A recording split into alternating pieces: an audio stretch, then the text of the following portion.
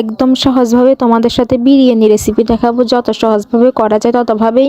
এরপর এখানে এই যে দেখো আমি প্রথমেই শুকনো উপকরণ, ওই যে নারিকেল, এরপর হলো জায়ফল, এরপর এই যে স্টার, লং, এলাচি, দারুচিনি, তেজপাতা, এগুলোকে আমরা বেটে নিব। তেজপাতাটা ছাড়া আর বাকি জিনিসগুলোকে বেটে নিব, হয়তো বা ব্লেন্ডার করে নিব, যেটা হয় আর কি সম্ভব।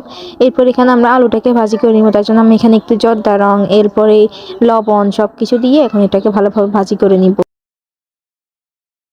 এরপর এই যে আমাদের আলু ভাজি করা হয়েছে, এই যে দেখতেই পাচ্ছ একদম সুন্দরভাবে ভাজি করে নিয়েছে। তোমরা এরকম করে নিবা, চাইলে করে নিতে পারো, না হলে নাও করতে পারবো। এরপর এই যে রান্নাটা করার জন্য চাউলগুলো নিয়ে ধুয়ে ফেলা হয়েছে। এরপর এখানে আদা বাটা, রসুন বাটা, পেঁয়াজ কুচি এগুলো নিয়ে নিয়েছি। কড়াইগুলো তো লাগে রান্নার জন্য, তাই এগুলো আর ভালোভাবে দেখালাম না। এরপর এখানে তেল দিয়ে দিয়েছি। এখন এই যে পেঁয়াজ বেরেস্তাটা করে নিব।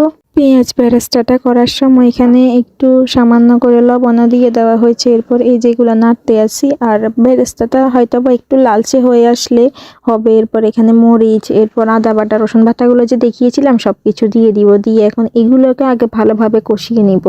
এখানে এরপর বিরিয়ানি মশলাটা দিয়ে দিব। এই যে এটা নিয়ে আর একটু কষিয়ে এরপর আর বাকি জিনিসগুলো দিয়ে দিব। এই যে এরপর এখানে একটু গোলমরিচ গুঁড়ো দেওয়া হচ্ছে, একটু ঝাল ঝাল হওয়ার জন্য, কেউ চাইলে নাও দিতে পারো। এরপর এখানে এগুলো কিন্তু হচ্ছে। এরপর এখানে জিরা গুঁড়ো, মরিচ গুঁড়ো, এরপর এখানে আমরা হলুদ গুঁড়ো এখানে আমরা দিব না, যেহেতু এখানে আমরা বিরিয়ানিতে রান্না করছি। এরপর এখানে আমরা মাংসগুলো দিয়ে দিব। মাংসগুলো দিয়ে একটু ভালোভাবে হওয়া অবধি অপেক্ষা করবো।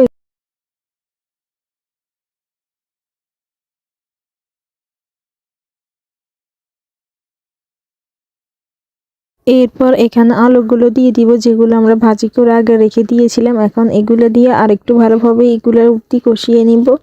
এরপর আর কি এগুলো এখন হতে থাকুক, আর আমরা একটু নাড়তে থাকি। নাড়তে হবে, কারণ এগুলো না হলে নিচে দিয়ে পুড়ে যাওয়ার সম্ভাবনা থাকে।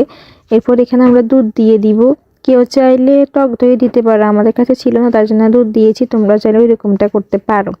আর অবশ্যই এটা মাস্ট বি দেওয়ার চেষ্টা করবা। এরপর এখানে আমরা চাউলগুলো যে ধুয়ে রেখে দিয়েছিলাম এখন এগুলো দিয়ে দিব। অল্প অল্প করে দিয়ে নাড়তে থাকতে হবে। এরপর না হলে নিচে দিয়ে আবার লেগে যাওয়ার সম্ভাবনা থাকে, আর উঠতে চাইবে না। এরপর এখানে আমরা গরম পানি দিয়ে দিব, বিরিয়ানি হওয়ার জন্য যতটুকু লেখা। আমি এখানে গরম পানি আনুমানিকটা বললাম না, কারণ এখানে কেউ চাউল কম নিবে, কেউ বেশি নিবে। এরপর এখানে আমরা বিরিয়ানি সেন্টারটা দিয়ে দিব যখন হয়ে যাবে। এরপর এখানে উপর দিয়ে ধনিয়া পাতা দেওয়া হচ্ছে। এরপর একটু ঘি দিব।